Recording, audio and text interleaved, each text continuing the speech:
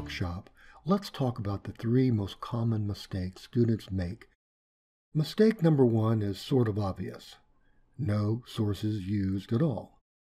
Here's an example.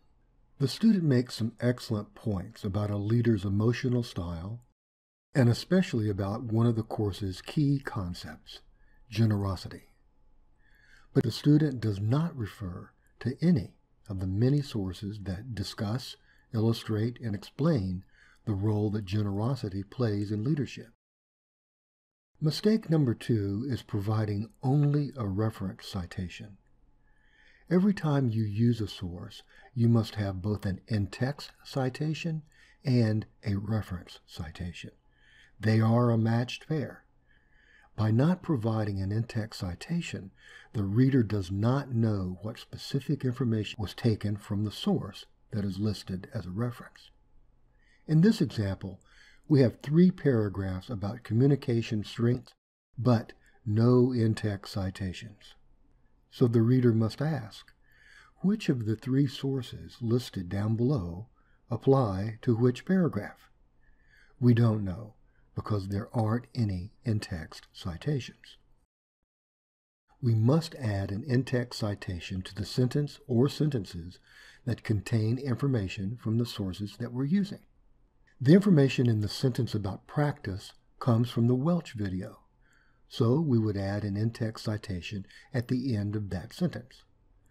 All in-text citations consist of the author's last name, date of publication, and page number, unless you're referring to the whole work or quoting from a source that doesn't have page numbers. So let's add parentheses Welch, 2015, close parentheses. And there is no page number because it's a video. The information in the second paragraph, that training as an actor helps, comes from the Halperin and Luber text, page 1. So let's add that in-text citation. The information in the third paragraph comes from the Alessandra PDF. The entire PDF is about the Platinum Rule, so no page number is needed. So now, the post looks like this, containing both abbreviated in-text citations in the paragraphs, which in turn refer to reference citations. One other thing to notice. An in-text citation can only apply to the sentence it is a part of. That's right.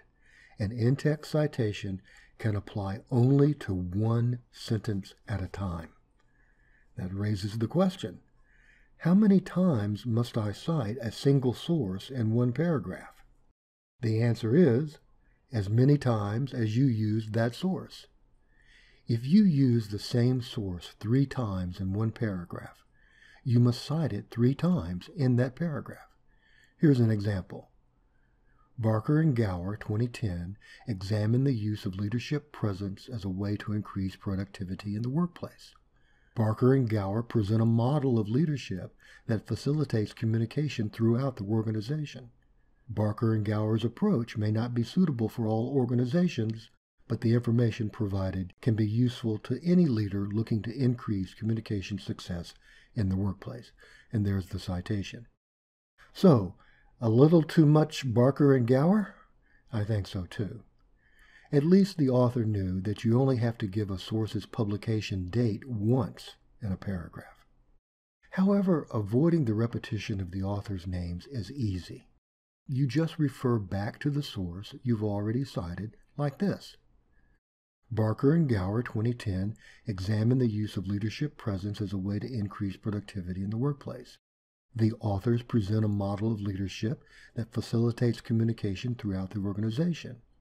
This approach might not be suitable for all organizations, but the information provided can be useful to any leader looking to increase communication success in the workplace. So, the phrases the authors, this approach, and the information provided all make it clear that the sentences in the paragraphs, all of them, are based on Barker and Gower, and we did it without repeating the author's last names. This is perfectly legal and necessary when you're discussing a single source extensively in one paragraph. And that brings us to mistake number 3, end of paragraph citations, like you see here.